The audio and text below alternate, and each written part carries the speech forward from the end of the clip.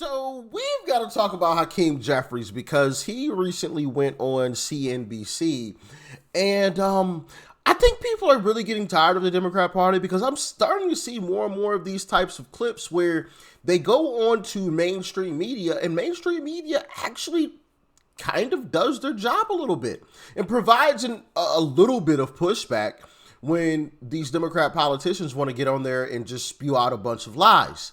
And you can tell that they're always caught off guard. They're always like, and then they get angry. You can see it in their face and in the way that they speak, right? And they get really flustered and start repeating themselves a lot. It's kind of interesting to watch, and I'm really, really loving it. I must say, it's about darn time that these Democrat politicians are actually called out when they spew out a bunch of lies. Now, with that being said, make sure you guys hit that like button. Subscribe if you are new, and go subscribe to the second channel as well. Link is down below in the description. Let's dive in. Yesterday, the Senate left for the Thanksgiving holiday. Nothing that's planned at this point, so we are still in wait-and-see mode. Joining us right now is House Minority Leader Hakeem Jeffries to talk a little bit more about this. And sir, can you lay out, without any partisan bent, kind of where things stand right now, just so Americans understand what's happening? Well, the Affordable Care Act tax credits are going to expire on December 31st, and if that happens, tens of millions of hardworking American taxpayers are going to experience dramatically increased premiums, copays, and deductibles. In some cases, premiums for health insurance will increase by $1,000 or $2,000 per month. This is for working class Americans, middle class Americans, and everyday Americans. Healthcare will be unaffordable. People will be unable to go see a doctor when they need one, and that's unacceptable in this great country, the wealthiest country in the history of the world. Over in the Senate, it's my understanding that Leader Thune has recommitted to a vote on an Affordable Care Act extension no later than the second week in December. So there are ongoing discussions that are taking place in the Senate. Meanwhile, unfortunately, in the House, my Republican colleagues have shown zero interest in doing anything related to the ticking time bomb of the Affordable Care Act tax credits expiring. House Democrats have launched a discharge petition to try to compel an up or down vote on a straight 3-year extension so we can provide working class Americans with the same level of certainty that my Republican colleagues provided their billionaire donors when passing the one big ugly bill. I love how Democrats always say, well, they're billionaire friends. What is George Soros? What's his net worth? Right, billions. What about Oprah Winfrey? That chick who literally had Kamala on the show and made it the whole big thing. What's her net worth? Right. Billions too.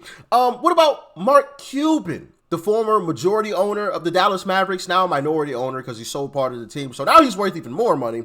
And he was a surrogate for Kamala Harris, literally going out on the campaign trail. Now, of course, he kept putting his foot in his mouth, so eventually they set him down on the sidelines. But regardless, he was out there and he was doing his stomping for Kamala Harris. What's his net worth? Right. Billions of dollars. And we can go on and on and on. Bill Gates, the whole nine, right? Who you know what I'm saying? We can go on and on. So this whole narrative that billionaires only support the Republican Party is absolutely crazy. As a matter of fact, most billionaires actually support the Democrat Party. I mean, think about how much money was spent on Kamala Harris's campaign. There was a record amount of money spent on Kamala Harris's campaign. Do you think that just came from regular everyday people? Exactly. We got some common sense here, baby. We got some common sense here. Absolutely not. That came from rich millionaires and billionaires who were donating to the Kamala Harris campaign to the tune of, if I remember correctly, there was over $2 billion spent on Kamala Harris in less than 3 months. But we're the party of the rich. Right. Okay. Okay. Also, I wonder why he wants a 3-year extension. Is there something else that's going to be happening in like another 3 years or so? Oh, that's right. Another big election. What do you know? Look at this sneaky bastard. He thinks he's being sneaky. Oh, well, we'll just extend it for 3 years. Yeah, until the next major election. And then we'll make it a big ordeal to try to garner some more political points off of it, because that's the game that we have to play, because our policies are absolutely garbage. He's not fooling anybody. Minority Leader Jeffries, let's talk about that discharge petition. You need 218 votes in the House in order to pass that. You've got 214 members in the Democratic caucus, so you only need 4 House Republicans to have to sign onto it to get this passed. But the idea of saying that this is a 3-year extension instead of a 1 or even 2-year extension has any potential Republicans saying, forget it, this is dead on arrival. That's the opinion of Representative Don Bacon. He's a Republican from Nebraska who has been working with the idea of potentially extending for 2 years. But 3 years, they say, is dead on arrival. So if this is something that you want to satiate, if you want to get done, you are going to need at least some Republicans to come over. Why not start with a 1-year extension or potentially even a 2-year extension? Well, Leader Schumer offered a 1-year extension in the context of trying to end the Trump Republican shutdown. Yeah, that's different. I'm talking about what you have now. Let's not go back to what's done in the past and what has not been extended. If you want to get something that has actually done, you need to do something that will have bipartisanship. You can ask me the question. You can ask me the question. I'll provide the answer. Answer the question instead of going back. I'll provide the answer. No. I'm providing an answer in order to provide context. Republicans have repeatedly. Yo, did you see it? Did you see it? Hold on, I gotta run it back. I gotta run it back, ladies and gentlemen. I am loving this so much. It's about damn time. I'm so sick of these Democrats, bro. I'm so sick of these mother lovers. And this is one of the reasons why I can never be a politician. I am not about to sit here across from these goofy mother while they sit there and lie, bro. I'm gonna be like, man, shut the. You know, they would really piss me off. Bro, I can't stand somebody who puts on a front one day and then they're a completely different person the next day. And, you know, they talk all, well, Republicans are so terrible, but then behind closed doors, they want to kiki a ha-ha and shake hands with me. Like, nah, bro, F you. It's up and it's stuck. Like, what? Keep the same energy that you had on CNN, the Communist News Network, and BS Now, a.k.a. MSDNC. Keep that same energy you had on there. Don't try to get behind closed doors and shake hands with me, bro. Get the fuck out of my face. Like, that makes me sick. These Democrats are so weird, bro. So weird. But I want y'all to see her roll her eyes as he tries to go on this whole little spiel. Check it out. I'm providing an answer in order to provide context. Republicans have repeatedly refused to take yes for an answer. It was a very reasonable multi-year extension that was offered. It was a 1-year straight extension plus a multi-year process through a bipartisan commission to more permanently resolve the Affordable Care Act issue. So having that context is absolutely important, regardless of what you may think. It's important context to make me realize that I don't think you want to get a deal done. I think this is something where you'd like to see the rates go higher and allow the Republicans to hang themselves with that. Is that the answer? That's absolutely politics? That's absolutely a ridiculous assertion. And really, shame on you. 3 years is not going to get passed, so what do you do? Shame on you for saying that. Because we're fighting. It's not a partisan issue for us. In fact, the states that are most... You can see her rolling her eyes, bro. This is hilarious. See, I agree with her. I like this chick. I don't know who she is. I need to figure out her name. But I like this chick because she is exactly how we all feel. 100%. And she ain't hiding it. She like, bro, man, shut up. Stop with these lies, man. Come on. Really? You know what I mean? I might have been born that night, but it wasn't last night. Stop playing this game. Stop playing this game with me. I'm no fool. I see straight through your BS smokescreen. Stop it with this nonsense. So I love it, man. Shout out to her. Shout out to her. And really, shame on you. 3 years is not going to get passed, so what do you do? Shame on you for saying that. Because we're fighting. It's not a partisan issue for us. In fact, the states that are most impacted as it relates to an Affordable Care Act tax credit expiration are all Republican states. We're talking about West Virginia, Wyoming, Alaska, not contesting that. Mississippi, right? Tennessee. over and over and over again. We can go through the list. That's why you probably have some Republicans who would sign on if you guys could come up with something that actually looks like a bipartisan deal. Listen, this is not a partisan fight for us. It's a patriotic fight. We're fighting for every constituent, even if Republicans aren't necessarily fighting for their own constituent. We want to find a bipartisan path forward. And that is what we've repeatedly indicated we want to do. Like, we want to sit down and have a reasonable discussion, find common ground to address this issue. Now, Republicans said in the House they were willing to deal with the Affordable Care Act tax credit issue after the government funding agreement was reached. Well, now the government shutdown is over, and there's still been no conversations with House Republican leaders. Mike Johnson never said that. The leader never said that. You do have Republicans, though, who would agree with you on something if it was actually bipartisan in nature. That's what I'm trying to get at. Actually, Mike Johnson actually did say that there was always a plan to specifically deal with the expiration of the Affordable Care Act tax credits. In fact, he said that repeatedly. So I'm not sure what you're referencing. I think their plan is something that looks more like an HCA, which I'm guessing you would say is dead on arrival, too. If you wanted to set up these health care plans that are funded instead of going through the ACA, I'm assuming you would say that's dead on arrival, too, because there have been Republicans who've put that forward. Am I wrong in thinking you would not go along with that? What I'm saying is that what's in front of us is the immediate expiration of the Affordable Care Act. Of course he would go against it because it's not their idea. What she was talking about with the HCA is a healthcare savings account. And Trump wants to give money directly to people, right, in an account that you can't go spend on. He said buy a new Cadillac, but you get the point. Like, he's not just going to give this money to people and they can just go blow it, you know, on buying a new TV or whatever. It is specifically and can only be used for your health care. And listen, is it the greatest idea in the world? Maybe not. Is it better than what we currently have with this trash-ass Obamacare? Absolutely. Absolutely.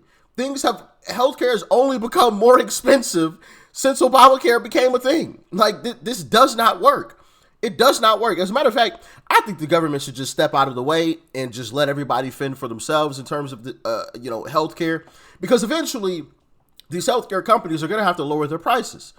They can raise their prices because they know big brother government is going to come in and subsidize and help people out that can't afford their outrageous prices. But if nobody can afford their prices, well, it's either go out of business or lower my prices so that people can actually afford this stuff. I mean, to me, it's common sense. Obviously, it's a bit more complicated than that. But to shorten the video, right? I don't have the whole hour to bust this all down.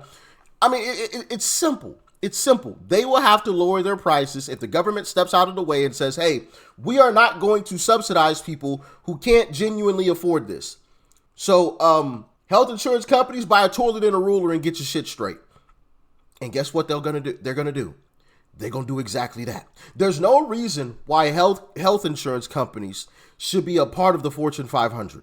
They shouldn't be a part of the top 500 companies in America. Should they make money? Absolutely. Every business has to make money. That ain't what I'm saying. But to be gouging people the way that they are is just absolutely crazy. Absolutely crazy. And they're allowed to get away with it, once again, because big brother government is going to come in and cover whatever people can't afford, right?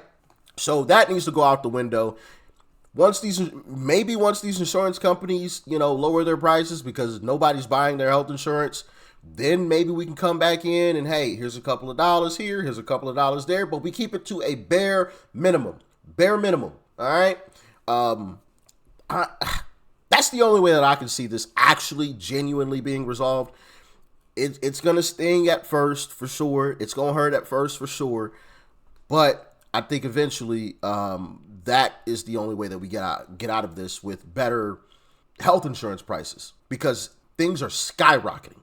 It's absolutely crazy. Let's continue. Tax credits. Republicans have had all year to deal with this issue, and they've refused to do it. So they're the ones who are not interested in finding a resolution to a healthcare crisis that they've created, including passing a bill that enacted the largest cut to Medicaid in American history. And because of their policies, hospitals, nursing homes, and community-based health centers are closing throughout America, including in rural parts of the country. Which would why it would be nice to see a one-year extension so that none of these things happen immediately and give you all time to actually try and work on bipartisan situations, rather than a 3-year extension that basically kicks it down until the next administration is here. I think both sides need to come together and find some way of getting around this that's not necessarily saying, okay, we're going to spend $350 billion to extend these tax credits without having any way of trying to get at the real problems of what is causing higher premiums, what is causing this inflationary healthcare environment to begin with. Yeah, what's interesting? We can't just keep throwing money at something that just continues to rise. That doesn't make any sense. You have to solve the problem of why it's rising. Why does it keep going up? Why is this getting more expensive? Why is the care getting less great? Solve that first before you just continually throw money at everything. That's not the solution. We see that across the board. I mean, literally, I just talked about this yesterday. You see that across the board in some of these Democrat states. Just throw money at anything and everything until you have no more money to spend. Then you got to tax people even more just to keep spending. And it's like, bro, you're not going to solve the problem just simply by throwing money at it. It's not going to happen. Look at what happened in California. The amount of money that they spent on the homeless issue, the homeless crisis, as they like to say, is ridiculous. And you know what happened? Homelessness went up. It continued to rise. Now, why is that? Because they thought if you throw money at something, as Democrats always do, if you just throw money at it, if you just spend more money on it, it's going to resolve itself. No, it is not. No, it is not. Oftentimes, actually, if you stop spending money on it, things will resolve themselves, right? When the government steps out of the way, things begin to resolve themselves. Does it hurt in the beginning? Absolutely. It's going to sting. It's going to hurt.